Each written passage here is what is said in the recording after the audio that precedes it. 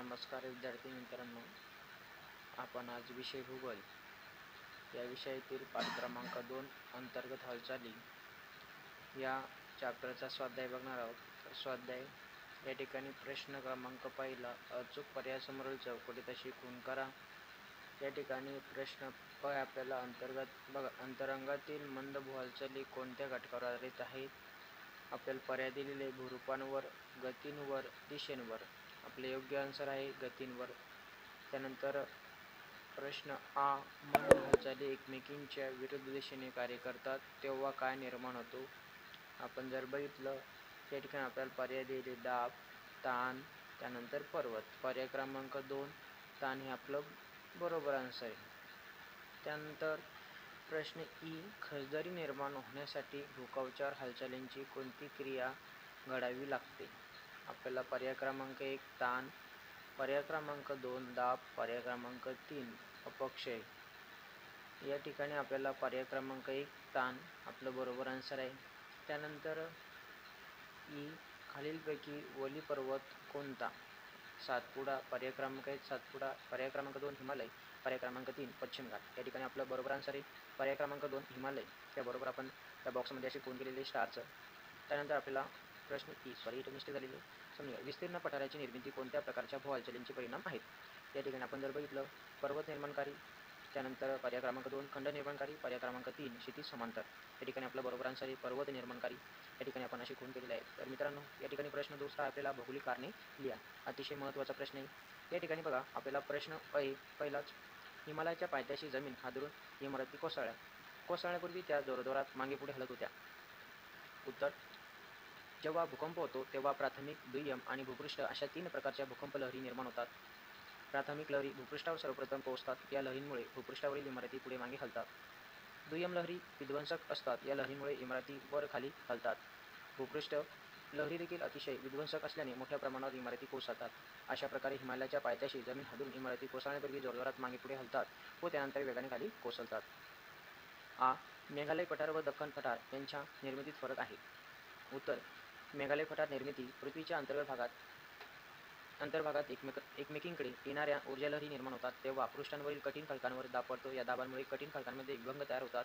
2 समांतर विभंगांमधील भूकवचाचा भाग वर उचलला जातो तेव्हा तो ठोकळ्यासारखा दिसतो. यालाच गट पर्वत असे म्हणतात. मेघालयचे पठार हे अशाच प्रक्रियेतून निर्माण झाले आहे. दख्खन पठार निर्मिती, भेगीय ज्वालामुखीचा उद्रेक होताना लाव्हारस एखाद्या नलिकेसारख्या मार्गातून बाहेर न पडता अनेक भेगातून बाहेर पडतो व भेगांच्या दोन्ही बाजूस पसरतो. यामुळे ज्वालामुखीय पठार तयार होतात. दख्खनचे पठार हे अशाच प्रकारचे ज्वालामुखीय पठार आहेत. अशा प्रकारे मेघालय पठार व दख्खन पठार यांच्या निर्मितीत फरक आहे. ही बहुतांश जागृत ज्वालामुखी भूपट्ट सीमांवर आढळतात. उत्तर, वर्तमानात वारंवार उद्रेक होत असतो असा ज्वालामुखी म्हणजे जागृत ज्वालामुखी होय. भूपट्ट मोसा हा भूकवचाचा सर्वाधिक कमकुवत भाग असतो. परिणामी भूपट्ट सीमांच्या ठिकाणी वारंवार तडे पडून मोठ्या प्रमाणात तप्त असे द्रव, घन आणि वायू पदार्थ पृथ्वीपृष्ठावर फेकले जातात.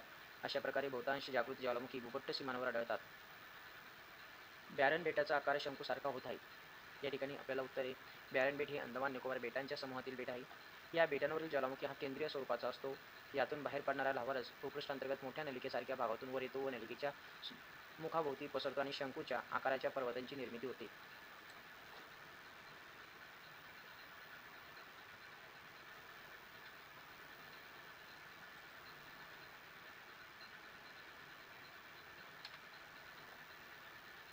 म्हणून बॅरन बेटाचा आकार शंकूसारखा होत आहे. ज्वालामुखीच्या उद्रेकामुळे भूकंप होऊ शकते. या ठिकाणी उत्तर आहे भूकंप. बघा, भूपट्टांची हालचाल झाल्यामुळे दाब वाढत जाऊन भूपृष्ठाखाली खडक फुटले असता मोठ्या प्रमाणावर शिलारस तयार होतो. भूपट्टांच्या सीमावर्ती भागास तडे पडून हा शिलारस बाहेर पडतो व ज्वालामुखीचा उद्रेक होतो. ज्वालामुखीच्या उद्रेकाच्या वेळी मोठ्या प्रमाणावर झालेल्या ऊर्जेच्या उत्सर्जनामुळे भूपृष्ठाला हादरे बसून भूकंप होतो. अशा प्रकारे ज्वालामुखीच्या उद्रेकामुळे भूकंप होऊ शकतो. प्रश्न क्रमांक 3, अंतर्गत हालचाली ओळखा व नावे सांगा. या ठिकाणी आपल्याला काय करायचं, प्रश्न क्रमांक 3 मध्ये अंतर्गत हालचाली ओळखायचे व नावे सांगायचे. किनारी भागात त्सुनामी लाटा निर्माण होतात.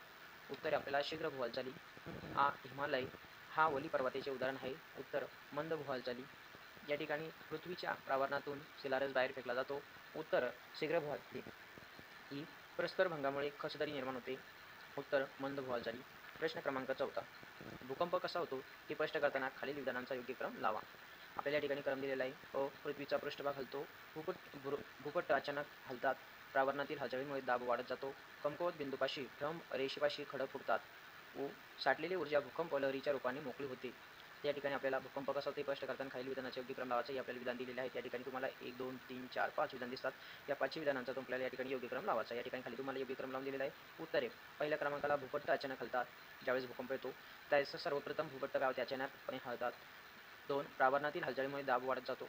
ज्यामुळे प्रावरणामध्ये काय होतात हालचाली होतात. ही हालचाली झाल्यामुळे प्रावरणातच किंवा खालच्या भागात काय होतात दाब वाढत जातो. 3. कमकुवत बिंदूपाशी भ्रमण रेषेपाशी खडक फुटतात.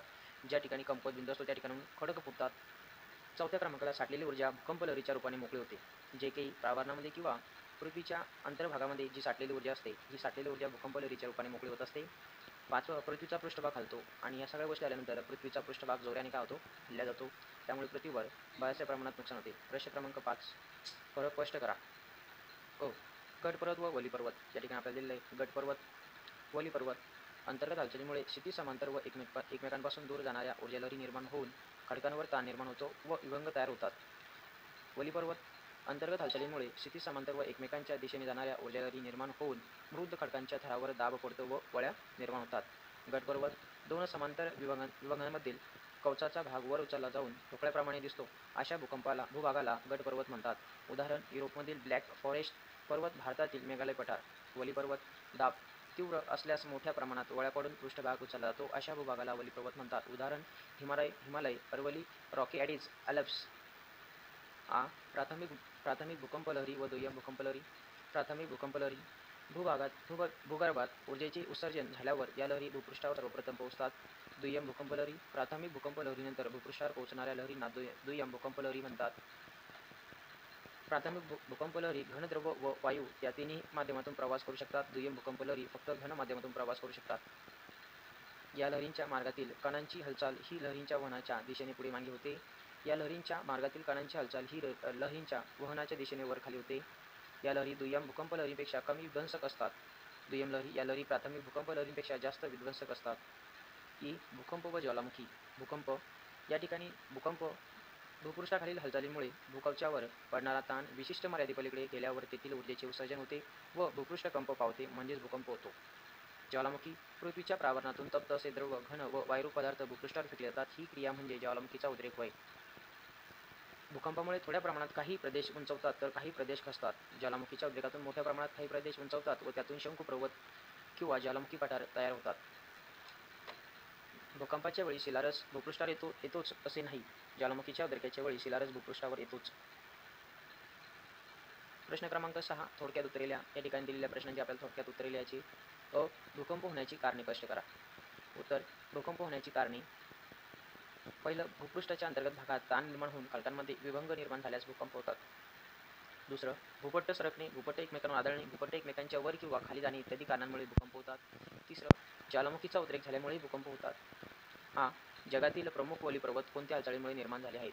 आपल्याला प्रश्न दिलेला आहे, जगातील प्रमुख वली पर्वत कोणत्या हालचालीमुळे निर्माण झालेले आहेत? उत्तर, जगातील प्रमुख वली पर्वत हे मंद हालचालीमुळे निर्माण झाले आहेत.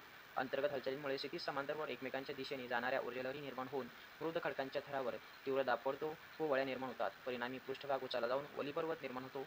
Himalaya, Aravalli, Rocky, Andes, Alps इत्यादी वली पर्वत मंद हालचालीमुळे निर्माण झाले आहेत. भूकंपाची तीव्रता व घरांची पडझड यांचा कसा संबंध आहे? उत्तर, या ठिकाणी आपल्याला दिलेलं आहे. भूकंपाच्या वेळी भूपृष्ठापर्यंत सर्वप्रथम पोहोचणाऱ्या प्राथमिक लहरीमुळे इमारती पुढे मागे हलतात. त्यानंतर पोहोचणाऱ्या दुय्यम लहरी या अधिक विध्वंसक असून त्यांच्यामुळे इमारती वर खाली हलतात. साहजिकच भूकंपाची तीव्रता जेवढी जास्त असते तेवढी घरांची पडझड मोठ्या प्रमाणात होते. भूकंपाचे भूपृष्ठावर व मानवी जीवनावर होणारे परिणाम कोणते? उत्तर, भूकंपाचे भूपृष्ठावर होणारे परिणाम. पहिलं, जमिनीला तडे पडतात. 2, भूमिपात होऊन दरडी कोसळतात. 3, भूजलाचे मार्ग बदलतात. 4, काही प्रदेश उंचावले जातात तर काही प्रदेश खचतात. 5, सागराच्या पाण्यात त्सुनामी लाटा तयार होतात. भूकंपाचे मानवी जीवनावर होणारे परिणाम. इमारती कोसळून जीवितहानी व वित्तहानी होते. वाहतुकीचे मार्ग खंडित होतात. संदेशवहन व्यवस्था कोलमडते. भूकंप लहरीचे प्रकार स्पष्ट करा. उत्तर, प्राथमिक भूकंप लहरी भूगर्भात ऊर्जेचे उत्सर्जन झाल्यावर ज्या लहरी भूपृष्ठावर सर्वप्रथम पोहोचतात त्यांना प्राथमिक भूकंप लहरी म्हणतात. या लहरी घन, द्रव, वायू या तिन्ही माध्यमातून प्रवास करू शकतात. या लहरींच्या मार्गावरील कण लहरीच्या वहनाच्या दिशेने पुढे मागे होतात. परिणामी या लहरीमुळे भूपृष्ठावर इमारती पुढे मागे हलतात. दुय्यम भूकंप लहरी प्राथमिक लहरीनंतर भूपृष्ठावर पोहोचणाऱ्या लहरींना दुय्यम भूकंप लहरी म्हणतात. या लहरी फक्त घन पदार्थातून प्रवास करतात. या लहरींच्या मार्गातील कणांची हालचाल ही लहरींच्या वहनाच्या दिशेने वर खाली होते. परिणामी या लहरींमुळे भूपृष्ठावरील इमारती वर खाली हलतात. प्राथमिक लहरीपेक्षा या अधिक विध्वंसक असतात. भूपृष्ठ भूकंप लहरी प्राथमिक व दुय्यम भूकंप लहरी भूपृष्ठापर्यंत येऊन पोहोचल्यानंतर भूपृष्ठ लहरींची निर्मिती होते. या लहरी भूकवचात पृथ्वीच्या परिघाच्या दिशेने प्रवास करतात. या लहरी अतिशय विनाशकारी असतात. ज्वालामुखीचे उदाहरण वर्गीकरण करा. आपल्याला या ठिकाणी ज्वालामुखीचे वर्गीकरण करायचे. उत्तर उद्रेकाच्या स्वरूपानुसार ज्वालामुखीचे प्रकार. केंद्रीय ज्वालामुखी उद्रेकाच्या वेळी शिलारस भूपृष्ठांतर्गत मोठ्या नलिकेसारख्या भागातून वर येतो. हा लावारस या नलिकेच्या मुखाभोवती पसरलेल्या शंकूच्या आकाराचे ज्वालामुखी पर्वत तयार होतात. उदाहरण जपानमधील फुजियामा. वेगीय ज्वालामुखी उद्रेकाच्या वेळी लावारस अनेक वेगांमधून बाहेर पडतो. उद्रेकातून बाहेर पडणारे पदार्थ वेगांच्या दोन्ही बाजूस पसरल्याने ज्वालामुखीय पठारे तयार होतात.